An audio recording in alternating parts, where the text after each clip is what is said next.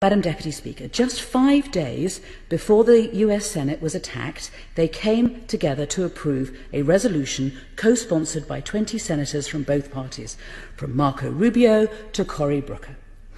And it was about this, about the brutal campaign of subjugation by the French-speaking government in Cameroon against the country's English-speaking minority.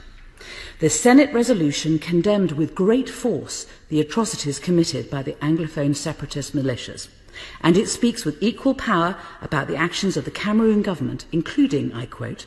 torture and sexual abuse, massacres and burnings of villages, use of live ammunition against protesters, arbitrary arrests and unlawful detention, forced disappearance and deaths in custody, attacks on journalists and the regular killing of civilians, including women, children and the elderly.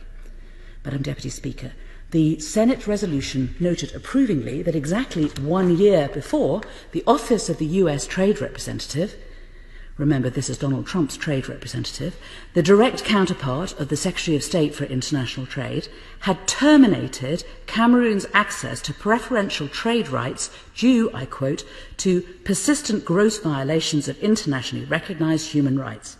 And finally, Madam Deputy Speaker, in that same spirit, the Senate resolution urged members of the international community to join the United States in a strategic collective effort to put pressure on the government of Cameroon, including through, I quote, the use of all available diplomatic and punitive tools.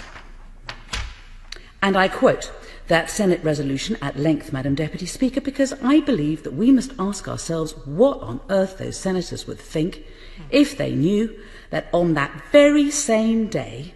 when they were unanimously passing those strong words of condemnation towards the government of Cameroon and urging the international community to join them, here in the United Kingdom, we were bringing into effect a brand new continuity trade agreement with Cameroon, a trade deal which was agreed by ministers, apparently with no consideration and clearly no concern for the persistent gross violations of international human rights that are taking place inside Cameroon. A trade deal which none of us in this House, bar the ministers on the bench opposite, have even been allowed to read, let alone debate or approve, and a trade deal which may or may not contain provisions on human rights, but until the government finally decides to publish it, we, the elected members of this Parliament, simply cannot know.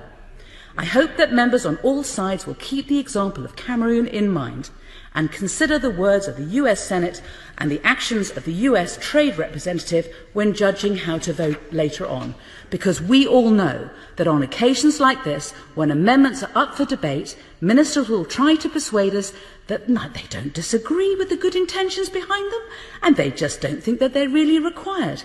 However, if that is what ministers are saying today in relation to Amendments 2 and 3 on human rights, or 1 and 5 on parliamentary scrutiny, I would only ask members to remember Cameroon.